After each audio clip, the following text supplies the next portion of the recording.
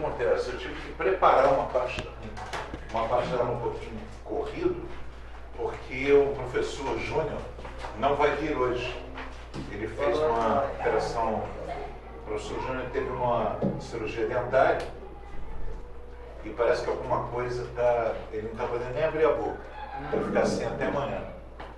Então, pediu mil desculpas e tal, e pediu para eu dar as 2 aulas. Como eu vou ter que viajar, então eu já vou ficar devendo a ele. Já paga logo. Eu já vou começando a pagar adiantado. Tá? Tá tudo bem? Amém. Alguma questão em relação à aula passada? Eu preciso conversar algumas coisas. Vamos fazer rapidinho nosso desenho, padrão aqui. Tá?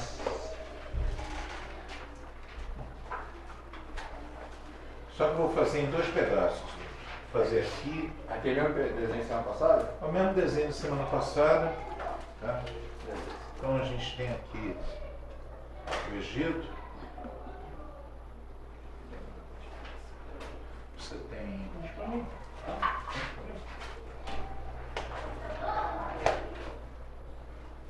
Pastor, eu também baixei o PDF do Código de Hammurabi que você estava falando. Sempre fala e eu falei, vou ler. Hoje nós vamos complicar um pouquinho mais.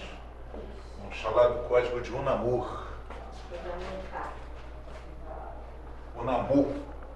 Unamur? É anterior ao Código de Hammurabi? Anterior ao Código de Hammurabi. Mas se a gente não entender o Código de Unamur, a gente não vai entender nada do patriarcado. Então, por isso que eu demorei um pouco mais, porque eu estava fazendo uma pesquisa com um trabalho de pós-graduação de uma professora em cima desse ponto. E aí eu demorei, porque eu tinha que escutar ela até o final. Né? Aqui nós temos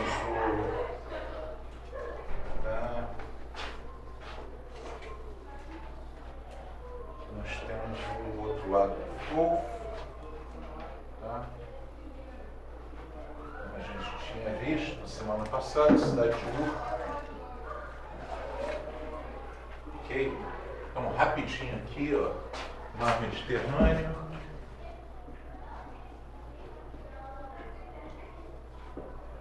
Aqui o Mar Vermelho.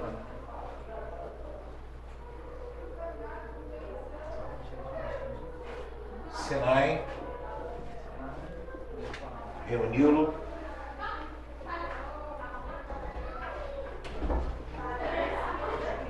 Aqui o Egito.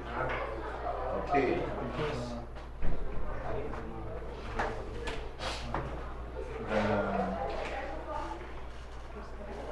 Mar Morto. Jordão. Mar da Galileia. Licença, professor. Pois não, pode entrar. Mar da Galileia. Aqui o Rio Eufrates. Aqui o Tigre. Amém? Todo mundo lembrou desse mapazinho sintético aqui? Pois é. Então, vamos lá.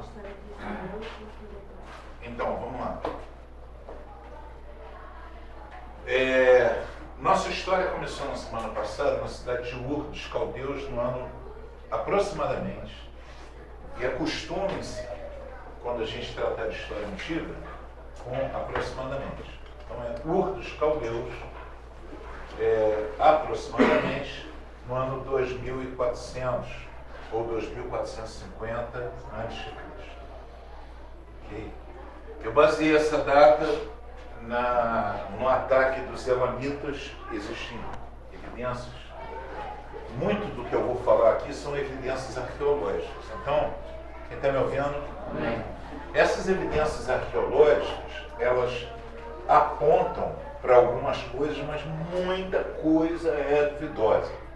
Principalmente quando a gente fala de datas. Porque a nossa referência é Cristo. Né? Ou seja, a data, o ano 0 para nós é o ano que para nós o ano 5 antes de Cristo é o nascimento de Cristo. Tá? Então a partir daí, 5 anos depois, a gente tem o ano 0. Tem o ano 0 E todas as nossas referências históricas estão em cima dessa linha do tempo aí. Amém? Só que essa linha do tempo ela é relativa, porque quando você tira Cristo de jogada, do ponto de vista histórico, e as pessoas não tinham Cristo como ponto de referência, então qual é? As pessoas diziam no ano tal, e você pode observar isso no Antigo Testamento, que as pessoas vão dizer assim, no 15º ano do reinado do rei Dario. Por quê? Porque o tempo era marcado, cada nação, cada povo, cada etnia, marcava o tempo de uma maneira. Quem está me entendendo? Por isso existe grande dificuldade na história antiga de você marcar o tempo. Mas o pessoal tem tido algum sucesso. Né? Pega um pedacinho aqui, junta com o outro ali, vai fazendo um mosaico até chegar nos tempos. E eu vou trabalhar com tempos, e aí a gente vai entrar com questões que são bastante relativas. Amém? Então, na semana passada, eu falei que eu estava tendo essa base, 2400 a.C. Primeiro eu vou focar aqui, tá? Depois eu vou chegar lá. 2400 a.C. Por quê? A partir dessa cidade, você tem a trajetória de Terá, que vai até Harã. Ok? Terá até Harã. Ok, vamos lá. Para a gente entender um pouco, uma boa parte de Gênesis, como eu já falei antes, uma boa parte de Gênesis precisa ser entendido como não histórica, mas profética. E eu sempre falo isso, por uma razão, porque não tinha ninguém lá para ver. Entendeu? Então, você tem isso acontecendo até o capítulo 6 de Gênesis, que fala da criação. Você fala dos eventos do Éden, de Adão, de Eva, os filhos de Adão, Eva e tal, papá. E aí você tem a construção de uma etnia, que seriam os semitas, os filhos de Sem, da onde vai se originar o povo de Deus. Então você vem desde lá de baixo desde lá de Adão e Eva, depois você tem uma linha. Obrigado. Você tem uma linha de rapaz, tem um lugar.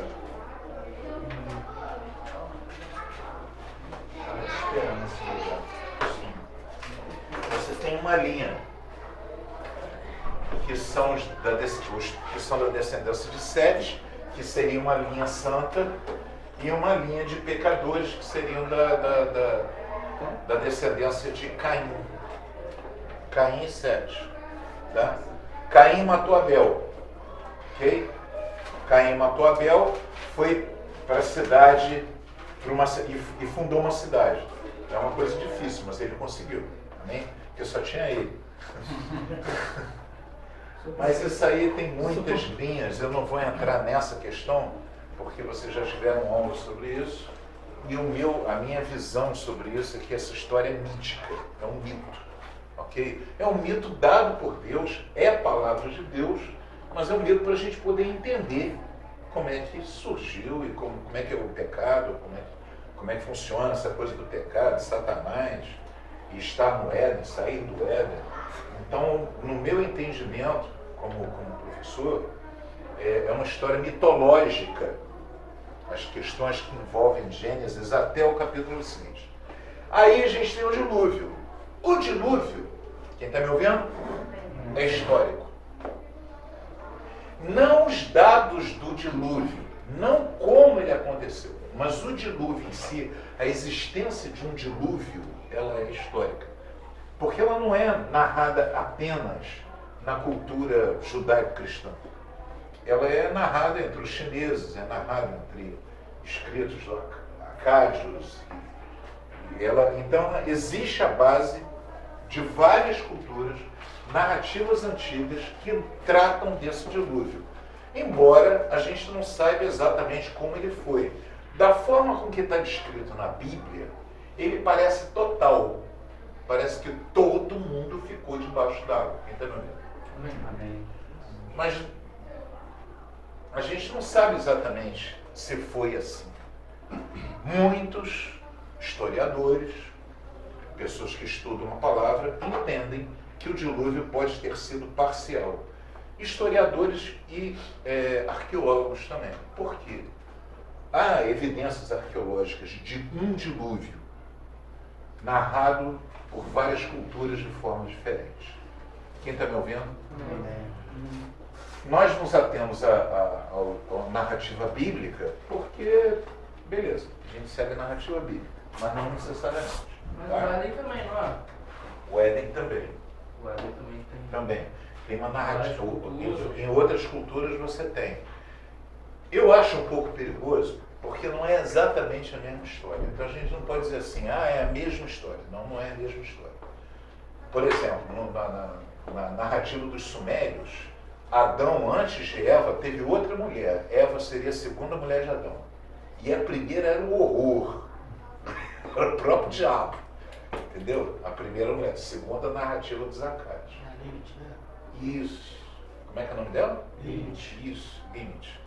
Eu não queria me ater a isso, porque isso é, para nós, um escrito apócrifo. Tem gente que descobriu a pólvora, agora nós descobrimos e tal, Para mim, isso é uma coisa pura e simplesmente diabólica. Isso é o tal de Lilith, que teria sido a primeira mulher, que aí se revoltou contra ele porque ela não admitia ficar por baixo na hora de fazer sexo. Só queria ficar por cima dele. Aí, é sério, a narrativa é essa. É coisa estranha. Mas eu estou dizendo qual é a narrativa. Aí ela se revoltou, saiu, fugiu. Aí tem a narrativa. Anjos foram atrás dela, aí ela conseguiu, fez uma rebelião de anjos contra Adão. Aí, pô, o negócio é uma história para a gente não perder tempo. Acho interessante para nós que somos estudiosos da palavra, que a gente saiba que existe essa narrativa. E quem quiser se aprofundar um pouquinho, dá uma lida e gasta aí no máximo 10 minutos com isso. Tá certo? Porque realmente não vale a pena. Não vale a pena porque não vai influir no resto. Outras coisas que eu vou... Isso vem dos Sumérios, esse conto? Sim, pode. Vem do Sumérios. Isso é um dos escritos não sem origem bíblica. Uma das evidências. Agora, quando você vê as coincidências, você entende que esse Deus que se revelou a nós se revelou a outros povos também. Que se revelou aos judeus também se revelou a outros povos. Tá? Lilith, o nome dela. Lilith. Lilith. Depois vocês botam pro pastor Google, que ele sabe tudo sobre isso. Tá? Então vamos lá. Ele sabe muito não, que eu tô botando aqui, tá aparecendo um monte de coisa. Ele sabe muita coisa também não. Que eu tô botando. É Lilith. É Lilith. Lilith, não Lilith.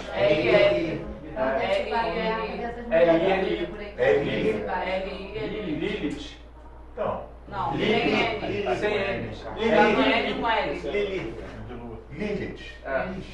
Com TH, não? TH no final. Acho que TH no final. Meu Deus do céu. Isso aí é filho de pobre.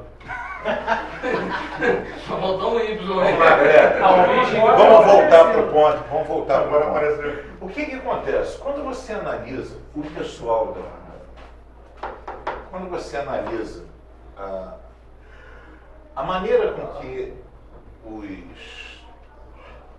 os patriarcas bíblicos andam, o que transparece para nós? Eles têm costumes completamente diferentes dos judeus. Pô, Abraão não era judeu. Quem está me entendendo?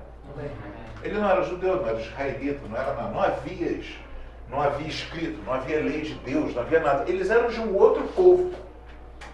Entretanto, as atitudes deles, se vocês observarem, parece que eles estão seguindo uma lei, um regulamento, alguma coisa assim. Certo?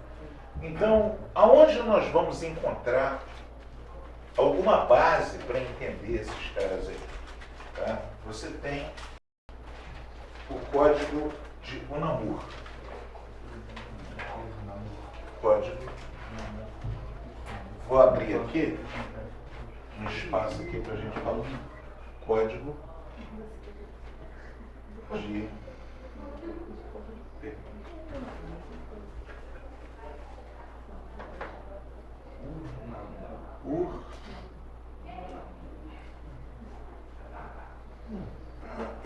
UNAMUR. Código de UNAMUR. Existem 3 códigos base que dão origem à legislação mesopotâmica. Tá? Perdão. Existem 4 códigos base. Um desses códigos, que é o que 2 deles interessam para a gente. 2 a gente não pretendo nem entrar neles, nem sei direito qual é o nome. Tá? Eu digo o que interessa mais para a gente. Um é o UNAMUR e o outro é o Código de Hammurabi. O Código de UNAMUR, ele é datado mais ou menos, voltei com mais ou menos de novo, tá? Em 2100, em torno de 2100 a.C. Ok?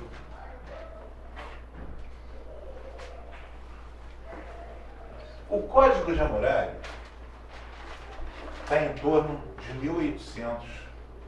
Código de Hammurabi. Hammurabi. H. Está em torno de 1800, que é bem mais novo, tá? Antes de Cristo. Então esse aqui é muito mais novo do que esse. Esse aqui do ano 2100, esse aqui do ano 1800. Mais ou menos. Muito bem.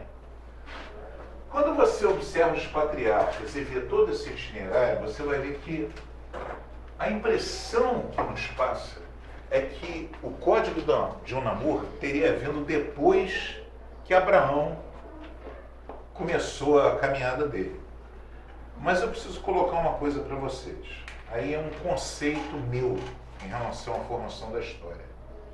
As leis, eles tinham naquela época a escrita cuneiforme. Quem está me ouvindo? A escrita cuneiforme, ela vai surgir também em torno dessa época aqui. Um pouquinho mais novo, ou um pouquinho mais velho. Mas a questão é que lei, o que é uma lei? A lei é a cristalização dos costumes de uma sociedade. Então, haviam costumes, não havia escrita, havia a tradição verbal, as pessoas conversavam. Quem está me ouvindo? Tá ligado? Então, as leis, as normas, eram passadas de pessoa para pessoa. Você tinha os sábios. Esses sábios tinham as leis e iam mandando essas leis, e a maioria delas era por tradição verbal, até que a escrita se consolidou. Então, como as leis são a consolidação de costumes, vou dar um exemplo, por exemplo. Quem já ouviu falar da coisa da lei que não pega? Amém? Não é isso? Tem um monte de lei que não pega.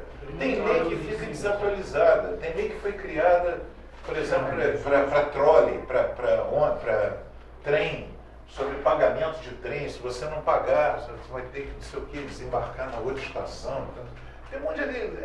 Essas leis vão cair em desuso, até o ponto que de tempos em tempos tem que haver uma... junta tudo aqui.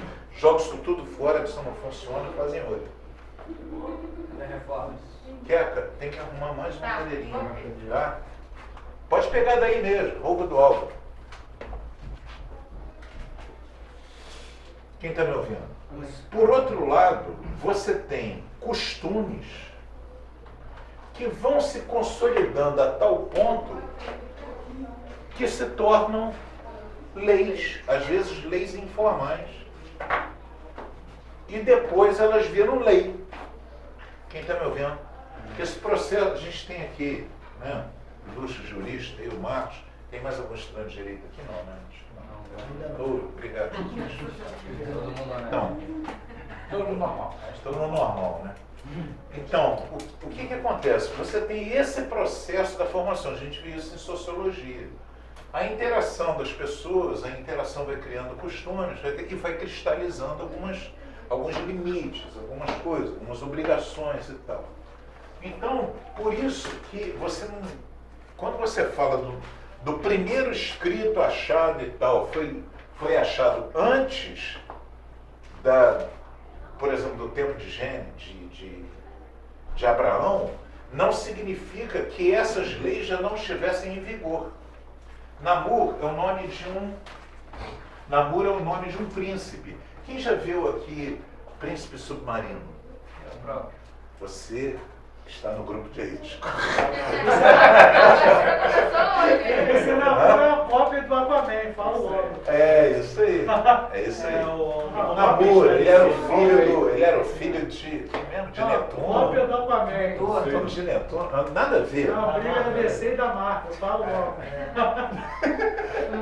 Então, o príncipe Namur, da onde que vem o príncipe Namur, que eles usam para isso aí, vem desse cara aí, tá? Então, esse Namur é o nome do cara que escreveu, e Ur é o nome da cidade, tá? Então, Namur é o nome do príncipe ou do rei, que quando a gente fala em príncipe, a gente está falando de líder, ok? Líder, príncipe. Inclusive na Bíblia, quando você escuta a palavra príncipe, está se referindo a líder, não está falando que o cara é filho do rei. Tá? Namur teria sido um rei, uma autoridade da cidade de Ur, okay? Que teria feito esse código. Esse código tinha 3 aspectos bem interessantes. O penal, ele tinha um direito penal, que aliás eu fui buscar isso aqui numa pós-graduação de Direito, é difícil pra caramba achar isso aqui em arqueologia, pelo menos aqui no Brasil, isso não acha nada. Pô, tem que ir, só Jesus. Então, você tem aqui o direito. Vou apagar meu mapinha, não queria não, mas...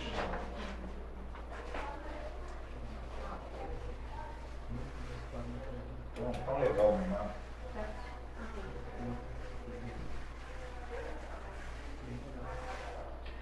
Você tem nesse código de Namur aqui um direito penal, um direito familiar, família, Pastor, só e um direito comercial. para me situar um pouco, na época desse código, qual era o contexto social? Como que as pessoas se relacionavam, se trabalhavam, produziam? Como que era a sociedade naquela época? Nessa época? Então, uma boa pergunta. Muito do que eu escutei esse pessoal falar, ela só falava que a sociedade pré-diluviana seria matriarcal. E aí eu questiono muito isso porque ela não tem base nenhuma. Ela chama, não adianta fugir dessa realidade. A sociedade era matriarcal. Eu fico, prova, não tem. Mas aí eu vou explicar. Era uma sociedade como a gente vê na Bíblia. Como é que a gente vê na Bíblia? Você observa, por exemplo, certas coisas, como Abraão dizendo, se eu não tiver filhos, o meu servo mais antigo herdará os meus bens. De onde ele tirou isso? Quem está lembrado?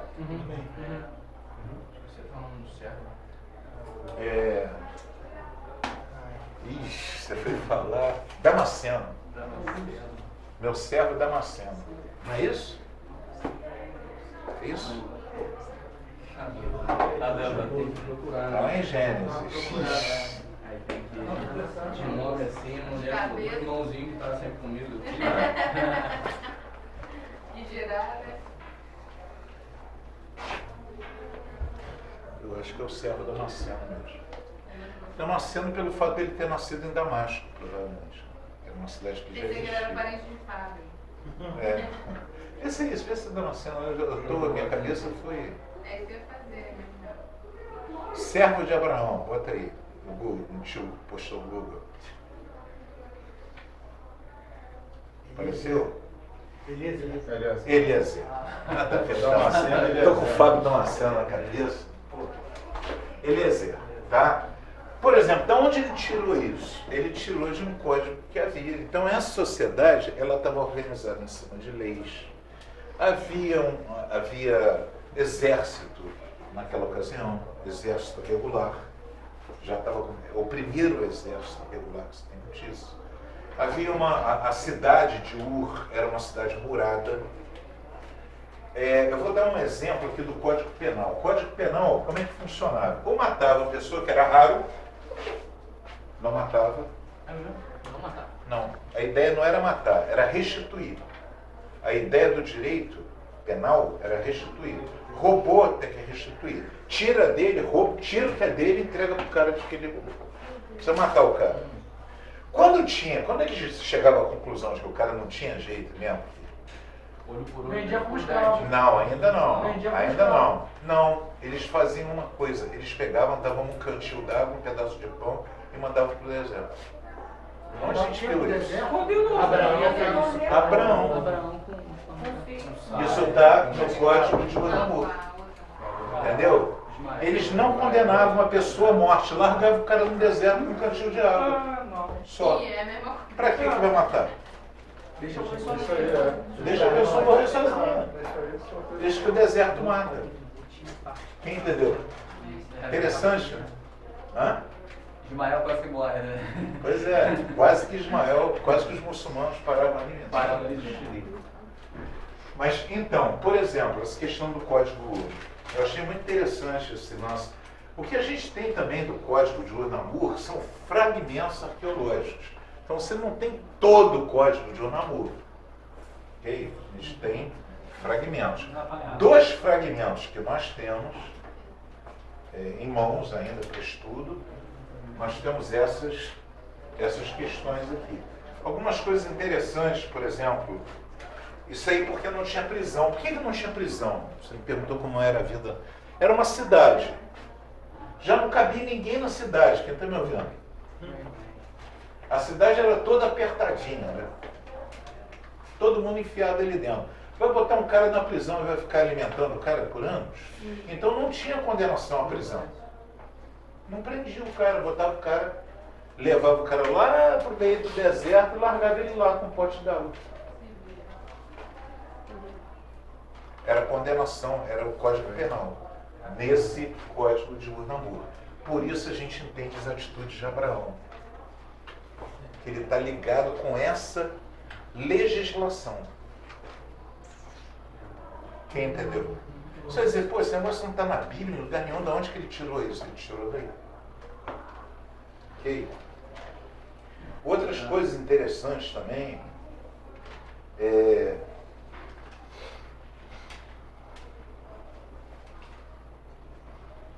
em relação a direito comercial, a gente vai começar a entender, né? A questão das estatuetas, tá? A questão de Raquel ter carregado estatuetas debaixo da montaria dela. Quem está lembrado? Ou então, essas estatuetas, isso aí estava dentro desse código. Porque essas estatuetas eram, na realidade, demarcações de propriedade de terras.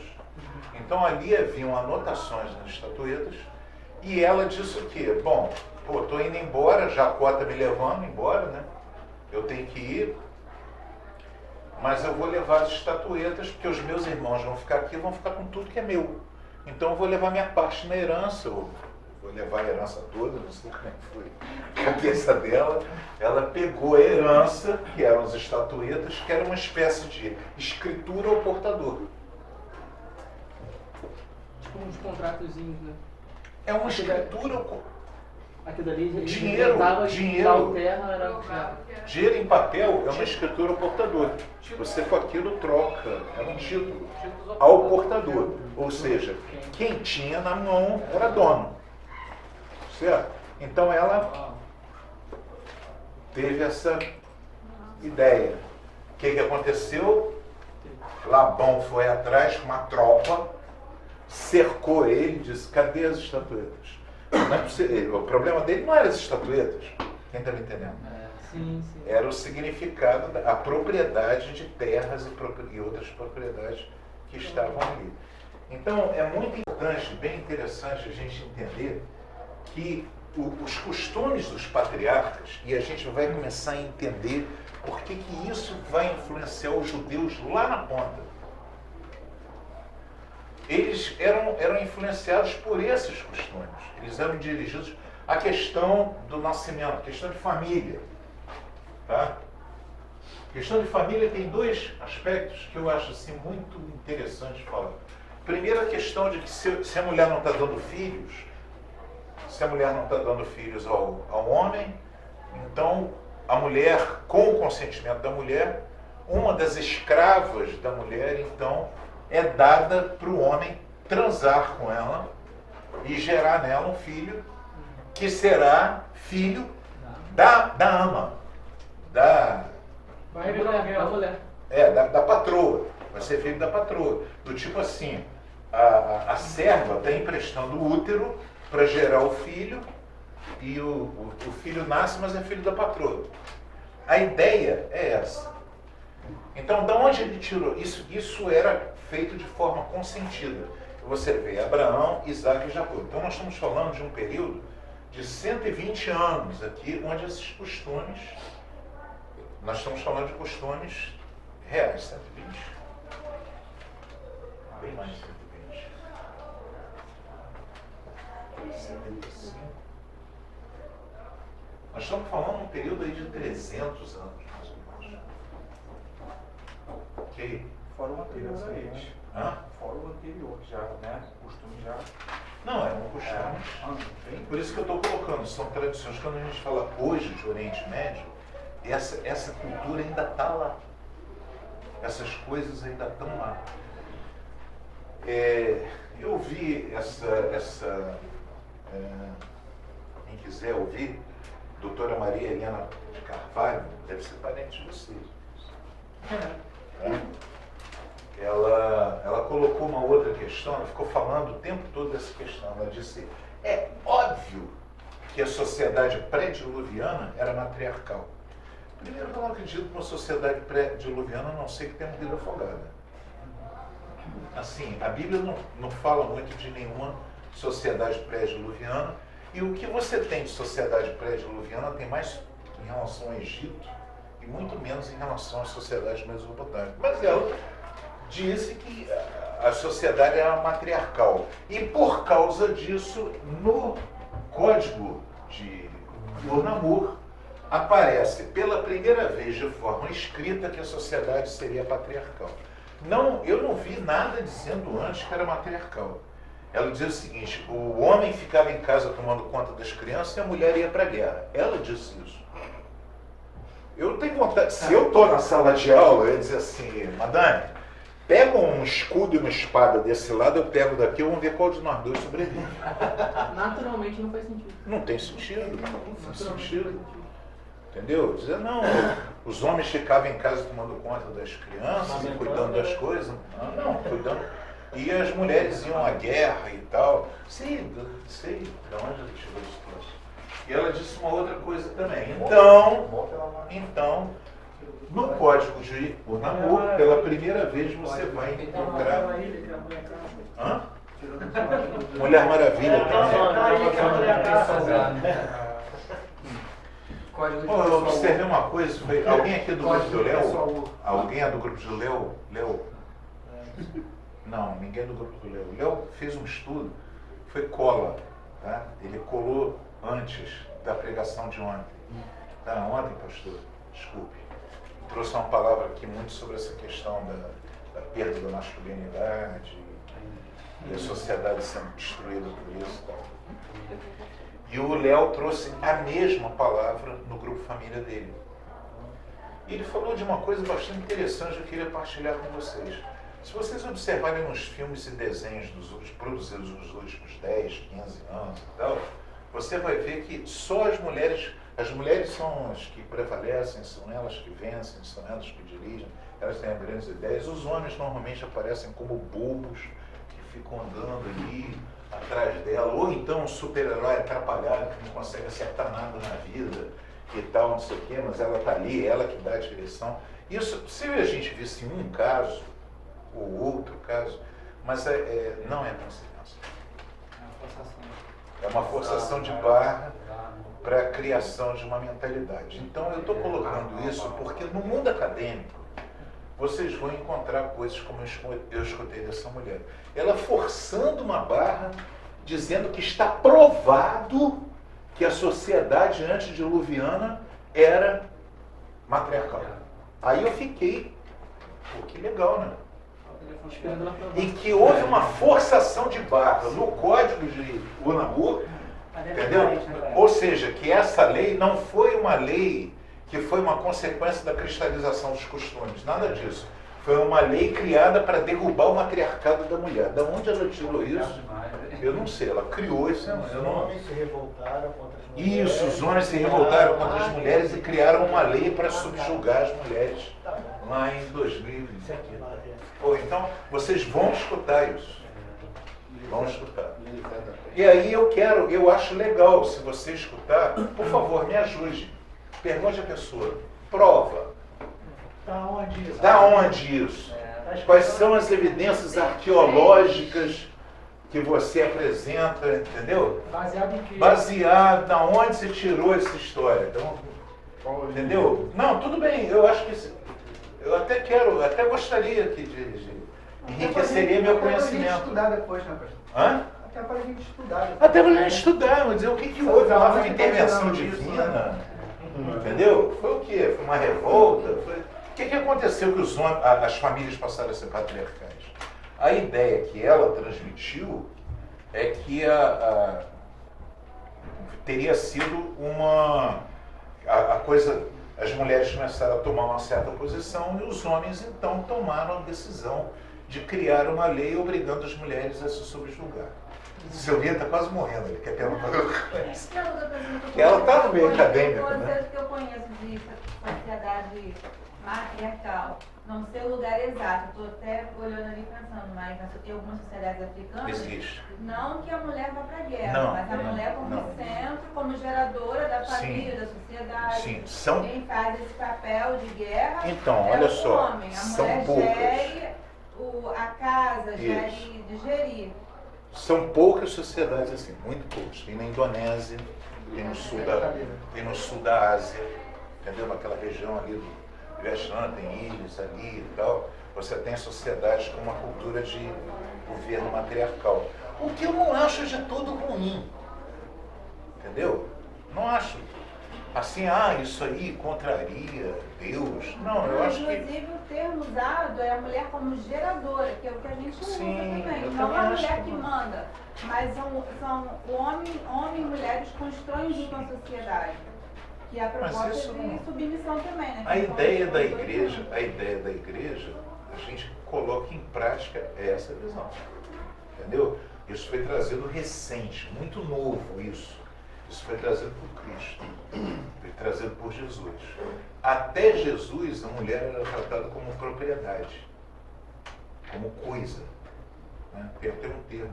Isso é massacrante no direito romano. No direito romano a coisa fica massacrante. A mulher passa a não ser nada mesmo. A partir... O que acontece? Quando você tem... Eu fico até arrepiado com isso. Quando você tem a revelação do Evangelho, quando as pessoas olham para o Evangelho de forma pura e entendem, você vê que quem quebrou isso foi Cristo. Passou a trazer a mulher à mesma estatura do homem. Nessa da gente estar conversando no encontro de casais, falar nisso, pastor. O pastor está convidado também. Tá? Eu queria que, se quisesse, achar legal, olhava a tua igreja lá. Tá? A gente vai ter esse encontro de casais. Eu conversando com o pastor Fábio, não sei de onde que ele tirou isso. No final do almoço ele disse: João, João, a Gislane, ela é na sua igreja pastora da igreja?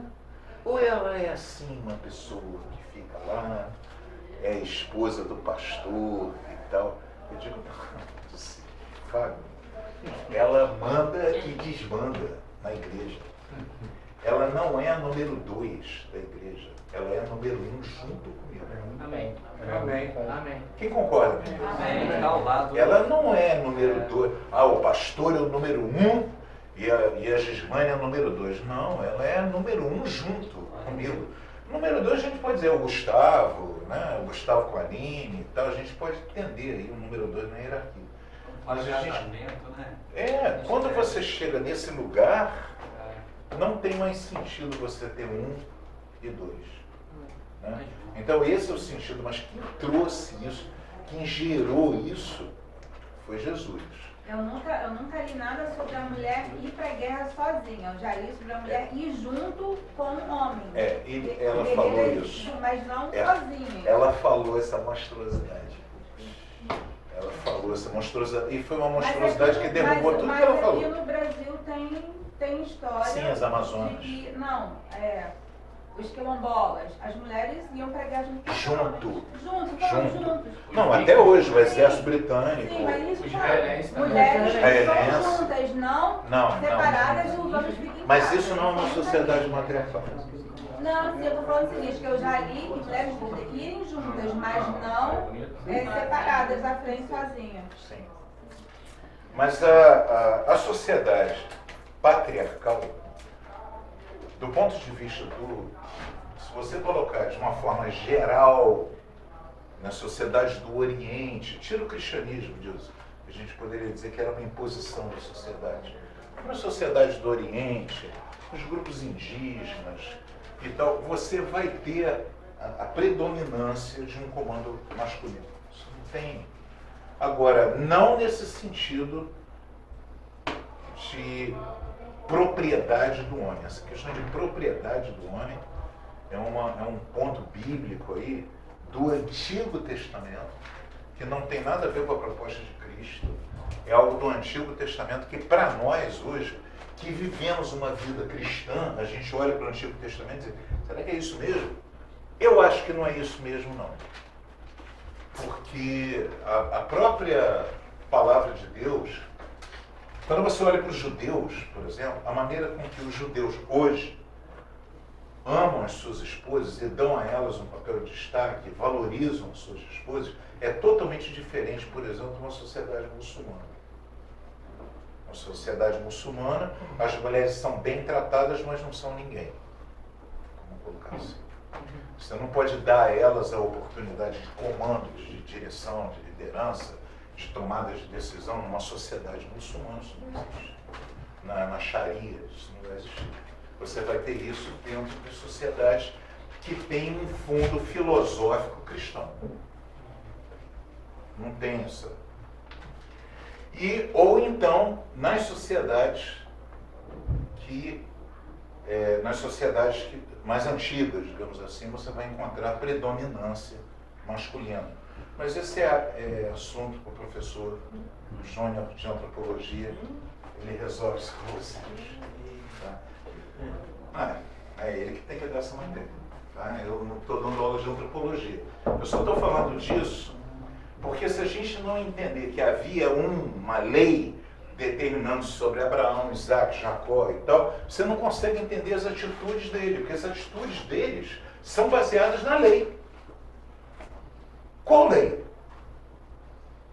Se Moisés não existia ainda. Entendeu? Qual lei? Se não tinha lei judaica, não tinha lei, não tinha os hebreus, Deus não tinha ainda escrito as tábuas da lei. Quando você vai para as tábuas da lei, você vai encontrar isso aqui, ó, Código de Hammurabi. Por quê? Você tem As leis das tábuas têm concordância com esse código? Total. Ou com o de namoro? Total. Os dois? Você tem uma influência dos textos de Namor, tá? E você tem textos compilados inteiros do Código de Hammurabi, estão na lei de Moisés. Da impressão que o cara foi lá, copiou tudo que estava escrito lá, traduziu para o hebraico, que era o chamado proto-hebraico, né? Que também era meio cuneiforme, assim, quando a gente vai olhar. Hoje as letras são lá, você consegue entender letra por letra no hebraico. Mas o proto-hebraico é igual ao cuneiforme, aquele monte Eu não sei nem como fazer, porque eu não sei, não me pede para escrever isso, não, mas as letras são todas assim, ó.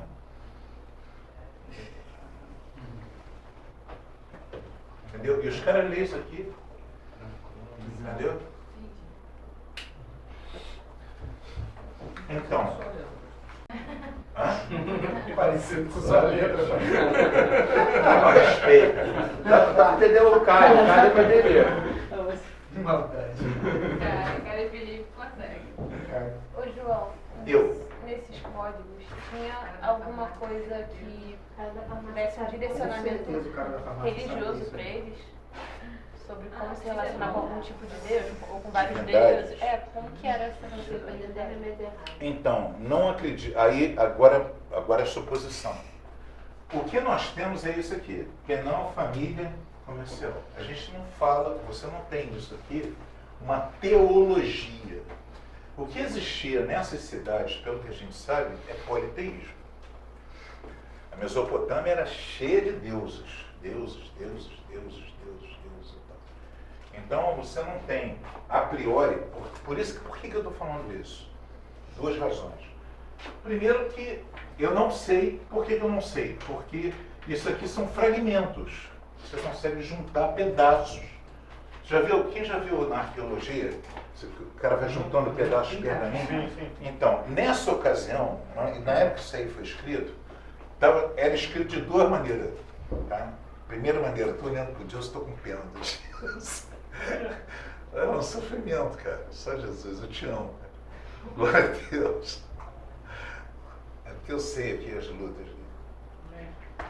Então, na época que isso que foi escrito de duas maneiras. Ou em... Por exemplo, você pegava argila e construía o negócio, escrevia na argila. Tablete. Ou você escrevia em pedras. Obviamente que as argilas, a grande parte das argilas não se manteve. As que a gente conseguiu juntar, quando eu falo a gente, é um homem do século XXI, né? As que a gente conseguiu juntar, conseguiu reunir algumas informações sobre isso aqui. Primeira coisa. Segunda, Abraão rompeu com qualquer sistema politeísta de Abraão, Isaac e Jacó, com qualquer sistema politeísta teológico, do ponto de vista teológico. Não tem, a teodiceia dessas pessoas não tem nada a ver com os achados que foram feitos aqui nessa região, achados arqueológicos, que falavam de deuses daquela região. E hoje eu acho que vai ser muito difícil a gente saber mais sobre isso, porque o Estado Islâmico entrou lá e quebrou tudo. O Estado Islâmico... O pouco sobrou... Sobrou nada. Não, o pouco sobrou escavado.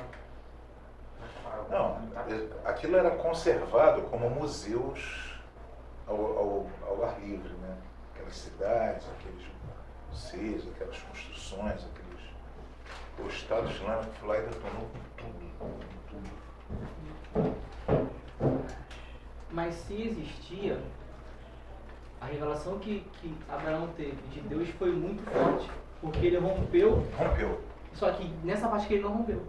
Não, ele manteve, então, ele se submeteu aos costumes. Então, se existia, a revelação foi tão forte a ponto de ele manter essa parte, mas não manter a parte... Sim, ele desacreditou. Vamos colocar assim, ateu, Abraão era um ateu modelo século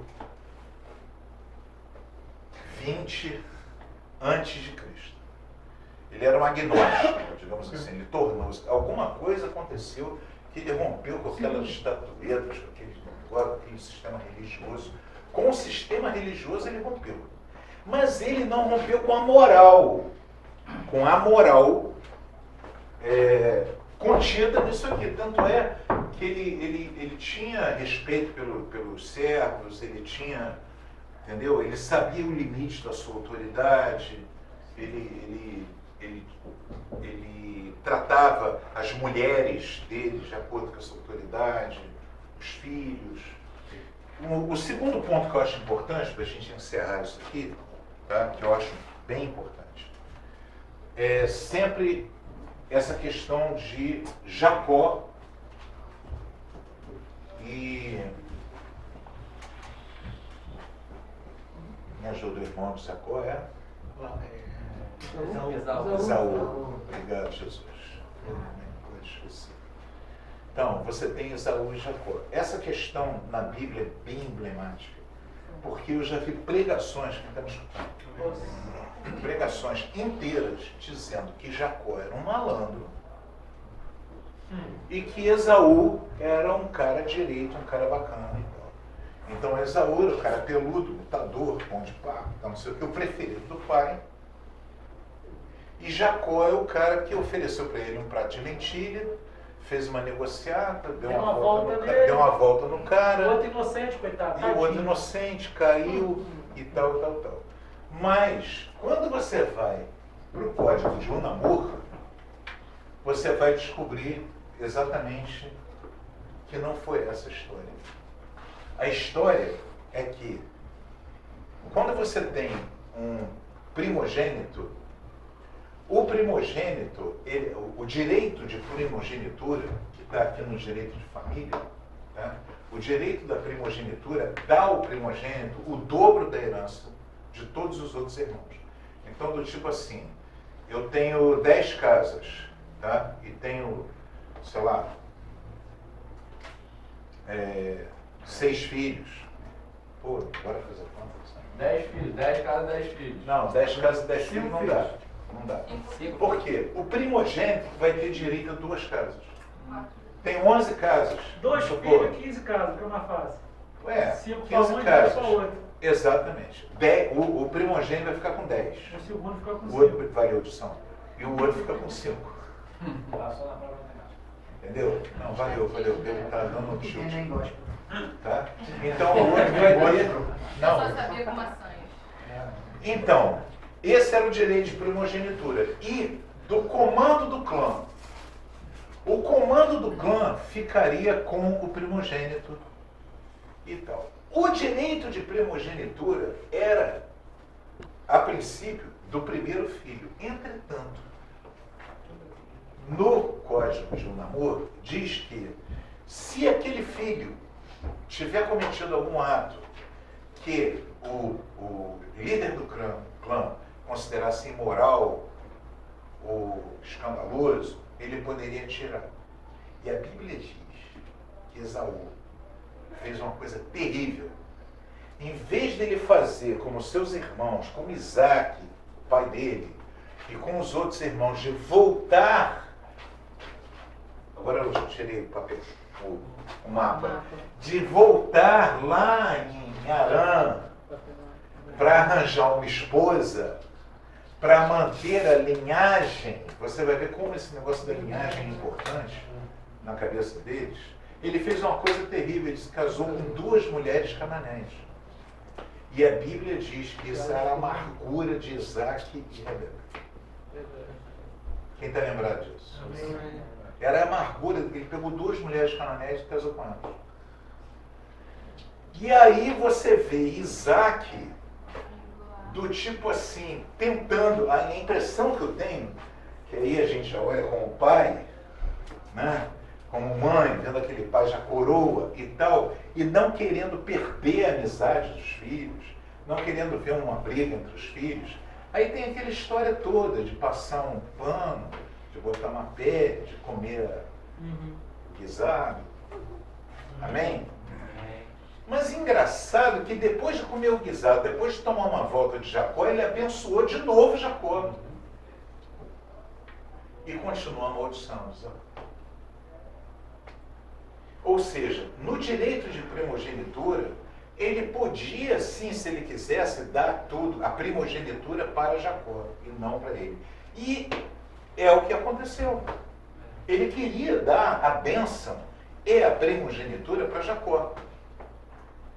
E Esaú, quando você vê a postura... Isso, e quando você vê, Edilson, a postura de Esaú com Isaac, você não vê de um filho submisso, de um filho que ama o pai, Você vê ele completamente, o choro dele, e depois o apóstolo Paulo fala disso, o choro dele é um choro de revolta, de ira com o pai, que ele queria ser o cara do dinheiro. Comércio. Para ele era Então, eu já vi muitas pregações, aí eu fico até hoje nervoso com isso. Eu abençoo o pastor que está pregando, amém, mas Deus abençoe a todos. Mas a gente precisa entender que a história não foi essa. O errado da história era Esaú, não Jacó. Quando a gente estuda os princípios morais que estavam no Código de Hammurabi. Mas, pastor, De um namoro. se Jacó estava certo, o pai dele queria abençoar ele e a mãe dele também queria, por que fez esse show todo? Porque Esaú tinha a força das armas. Ele era o cara, mano, velho. E ele disse que ia matar. Ele disse, eu vou resolver esse problema, vou matar Jacó. E pela vez era ele. Pela vez era ele, né? Mas ele tinha perdido. Ele, obviamente que ele perdeu o direito à primogenitura. Só que pela postura de revolta dele com o pai e pelas outras posturas dele, você vê que ele é um cara violento. E ele, quando ele disse assim, eu vou matar Jacó, a mãe arrumou uma mochilinha para Jacó e disse, vaza. Vaza que ele vai te matar mesmo. Acelera. Quem está me entendendo? Então a questão ali não era uma questão de direito, era uma questão de poder de fato. Quem tinha o poder de fato? Não é isso? Não era o poder de direito, era o poder de fato.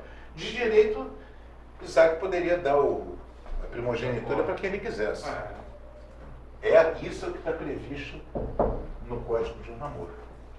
E quando você pega isso aqui, lê e vê a situação da Bíblia, você entende exatamente o que aconteceu.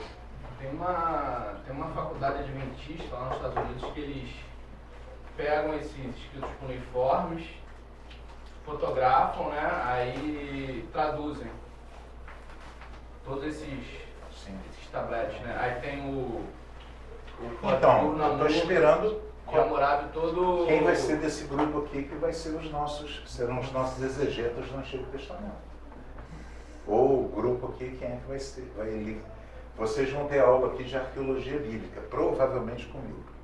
Provavelmente comigo. Se eu estiver vivo, arqueologia. Teve geografia bíblica. Arqueologia bíblica que vocês vão ter lá no final do curso. Aí a gente vai entrar aprofundando a arqueologia. Aliás, do pessoal do Islã e da vida de Esaú? Não, na realidade vem anterior, né? Vem O Islã, tipo assim, persegue até hoje os cristãos. Como fosse Jacó, Esaú tentando perseguir Jacó. Não. Quem é Abraão, Isaac, você tem Isaac e Ismael. Então, quando você vê o Corão, eles vêm de Adão, Eva e tal, papapá, Noé, Abraão. Quando chega em Abraão, a nossa Bíblia vai para Isaac, Jacó e tal. Eles vão para Ismael e as 12 tribos de Ismael. Então você tem as 12 tribos de Ismael e as 12 tribos de Israel, que é... E essa guerra até hoje, né? Isso, exato. Então, eu estou fechando aqui, tá, o ciclo dos patriarcas. Ok? Alguma dúvida desses textos que vocês gostariam de colocar, da história de Israel? Por que eu estou colocando isso? Porque você vê que eu estou falando de povos, de culturas, de leis e tal, mas eu não estou falando da questão histórica deles, porque eles são um ponto no universo. É a mesma coisa dizer assim, vamos contar aqui a história que começa no seu Zé Freire, depois passa para o João, depois passa para a Rebeca. Quem está me ouvindo? Tem sentido, são milhões de pessoas. milhares, milhões de pessoas espalhadas pelo mundo e aquele pessoal. Pastor, Manda. agora você falou da sua linhagem.